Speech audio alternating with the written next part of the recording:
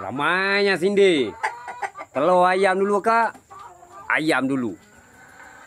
Jadi Bang Mat untuk mengelakkan kekeliruan tu Bang Mat akan explain lah.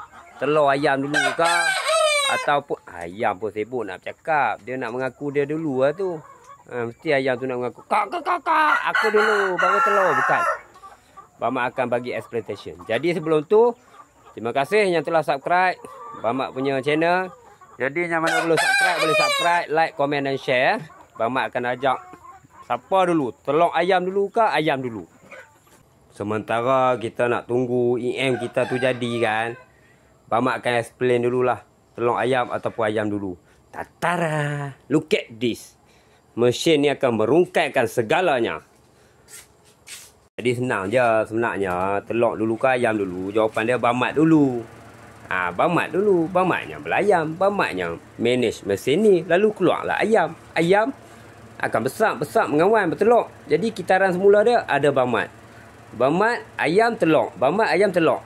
Okey, jadi isu dari sini Bang Mat nak tunjuk cara-cara telur tu ada benih ataupun tak ada benih.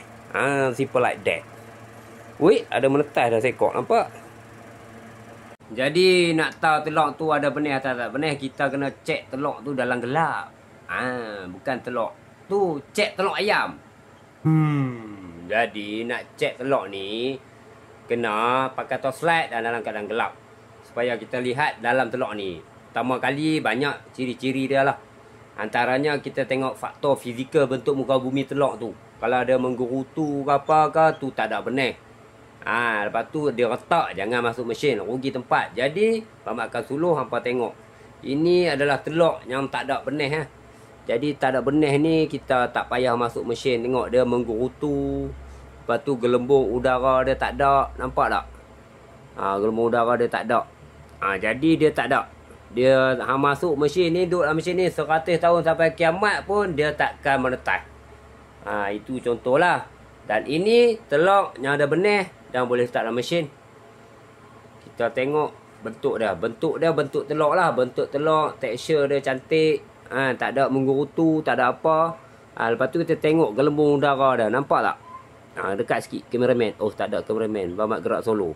Nampak tu yang hitam tu. Yang hitam tu, itulah gelembung udara. Nanti janin tu akan ambil napas dalam udara lah gelembung tu. Itu saja. Jadi semoga bermanfaat lah. Bang Mat akan ajak lagi tips-tips yang lain tentang ternakan ayam kampung dan tanaman.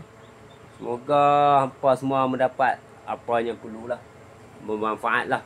Jadi cara-cara guna mesin apa semua Bang Mat akan ajak dalam episod yang akan datang. Sementara kita tunggu EM kita meledak. Meledak. Semoga EM dalam EM apa nak cakap tak tahu. Kadang-kadang lupa nak cakap bila depan kamera ni.